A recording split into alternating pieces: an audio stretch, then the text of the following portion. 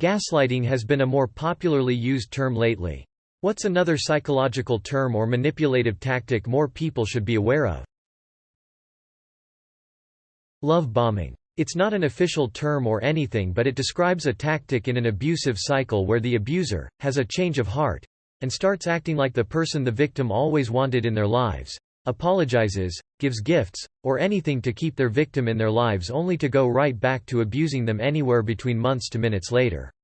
It's usually garnished with a little guilt-tripping or blame-shifting as well, blaming the victim for not being forgiving enough, not loving them unconditionally, not believing in them, or not giving them a chance, whilst they themselves are being a raging dumpster fire of a person. Loansharking, when an abuser does a nice thing for you without being asked and then holds it over your head constantly thereafter. I recently heard of the commitment carrot, which is when someone clearly does not want to be in a committed or serious relationship with you, but dangles the idea of it in your face every once in a while to make sure they don't lose you or your attention. Projection. When someone accuses you of something that they are actually doing. My ex would do this, he would throw off the wall accusations at me all the time, about cheating, about being selfish, etc., and I was always like, huh? With no idea where it was coming from. Well, that was a light bulb moment when I realized he was consistently accusing me of everything he was doing. Edit. For the silver. Happy to know I'm not alone in the experience. Everyone's comments definitely resonate. Awareness is vital to protecting yourself in future. Stonewalling. It's pretty much refusal to communicate or cooperate. The person tends to withdraw, shut down, and close themselves off. I think this is more related to someone who is emotionally checking out of a relationship rather than manipulation. This probably wasn't your intention, but I see so many people misusing red flag. Oh, here you drop these location flag, location flag, location flag, location flag. A red flag is something small someone does which actually speaks a lot to their character and should put you on guard. If someone is cheating, contemptuous, abusive, or just flat out a terrible person, partner, then that is not a red flag. That's the bullshit an earlier red flag might have been helpful with. It's bad and should be enough of an issue in and of itself. Unless there's something I've missed, a red flag is meant to be the warning of a potential issue, and I see it so much on posts like I, 22F. Think my partner, 49M. Might not be pulling his weight in our relationship. He is telling me he does more than other men would, and at least he doesn't beat me, but I'm really tired from working 3 jobs. He has his own business, but we live in his house and he charges me exorbitant rent. Will he take the rubbish out if I ask nicely?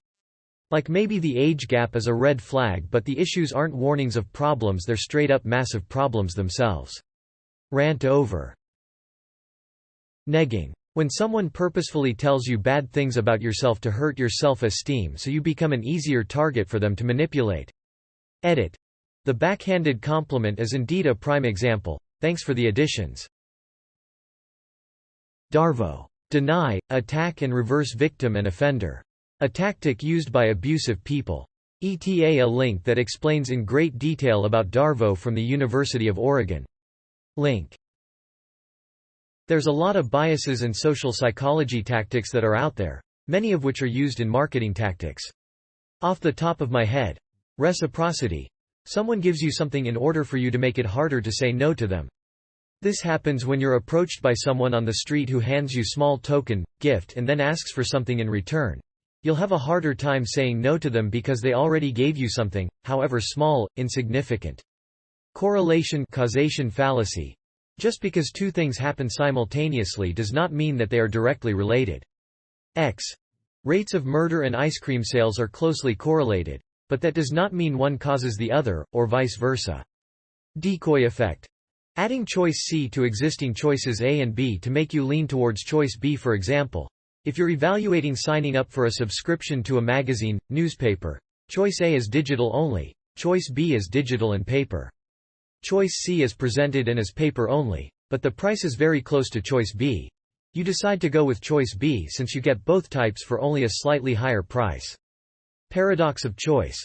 People get more excitement having many choices available to them. Flavors of jam at a grocery store.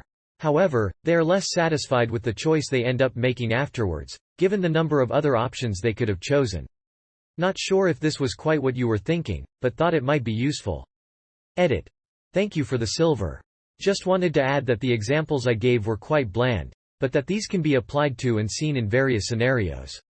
Whether it's a coworker finishing a report for you so that they can ask you for a separate favor, a date insisting to cover a bill so you might feel more obligated to see him, her again, political claims made about candidates and what he may or may not have impacted, or understanding why your matches keep ghosting you. There's plenty of real-world instances of these, and many others. Straw manning. Taking someone's argument and rephrasing it in a way that makes it sound like they are defending something they never explicitly said.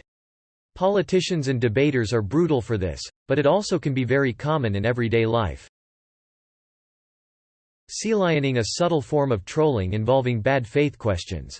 You disingenuously frame your conversation as a sincere request to be enlightened, placing the burden of educating you entirely on the other party. If your bait is successful, the other party may engage, painstakingly laying out their logic and evidence in the false sense of helping someone learn. Thanks Urban Dictionary, a colleague of mine does this constantly. I used to think it was because he was nice and overly polite, and maybe kinda dumb? But now I realize he gets a kick out actually knowing the answer and probing you until you can't answer his questions anymore. I knew I always felt weird about our interactions because it didn't seem natural. Now it just makes me angry because I know he's doing it on purpose from some kind of sick pleasure. The true definition of narcissism. People throw the term around a lot, but rarely use it correctly.